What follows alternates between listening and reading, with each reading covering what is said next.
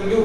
आता मला सांगा नॉन फेरस मेटल तर कॉस्टली असतात, बरोबर की नाही, आणि त्याच सुद्धा त्याच्या प्रॉपर्टीज मॅटर करतात. आपण कधी पाहिलंय का की गिअर बॉक्स मध्ये एखाद्या गिअर बॉक्सचा मेन शाफ्ट जो आहे तो आपण ब्रासचा बनवतो, असं ऐकलंय कधी?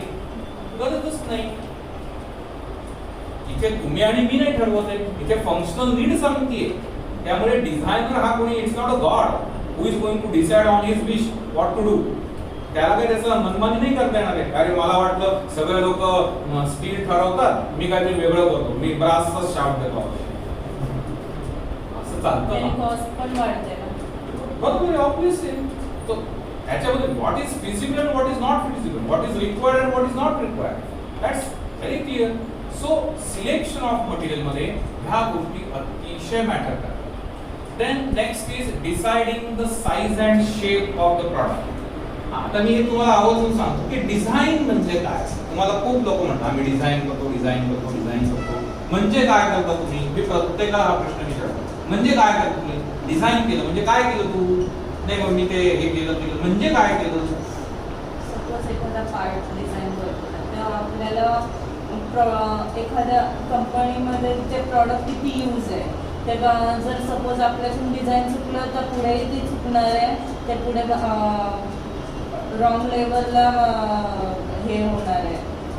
अजून त्याचे डायमेन्शन, त्याचे टॉलरन्स, त्याची लिमिट, फिट, क्लिअरन्स आपल्याला खूप म्हणजे त्यात अभ्यास करून तो पार्ट डिझाइन करावा लागतो. Correct, very correct. आता मी तुम्हाला सिंपल एक, मला हा माऊस डिझाइन करायचा. आता तुम्ही पहिले माऊसचं काम काय आहे, तुम्हाला कोणतरी माऊसचं काम सांगितलं काय, ओके, मग मला माऊस हा हाताने ऑपरेट करायचा. बघा अतिशय लॉजिकल आहे. It's a design, if you take it is in very common sense, it is nothing very extraordinary. आता मला जर का माऊस जो आहे तो प्रॉडक्ट जर का हाताने यूज करायचा आहे तर हाताच्या एवढ्या आकारापेक्षा तो मोठा ठेवून चालेल का? ऑब्वियसली. म्हणजे तुम्ही तिथं पहिलं काय केलं, साईज फ्रीज केली, बरोबर आहे ना? मी साईज कशी फ्रीज करणार आहे? ऑब्वियसली. उद्या मी परत गिअर बॉक्सच्याच एक्झाम्पल येतो. मला जर का गिअर बॉक्सचा शाफ्ट डिझाइन करायचा आहे आणि मला जो काही माझा ट्रान्समिशन सिस्टमचा लेआउट आहे त्याच्यामध्ये मला कळलं की माझ्या त्या गिअर बॉक्सची लेंथ आणि विड्थ हे अमुक एवढी आहे, मला त्याची लेंथ एकदा डिसाइड झाली की त्याच्यापेक्षा जास्त लांबीचा मी शाफ्ट डिझाइन करायला घेऊ शकतो का?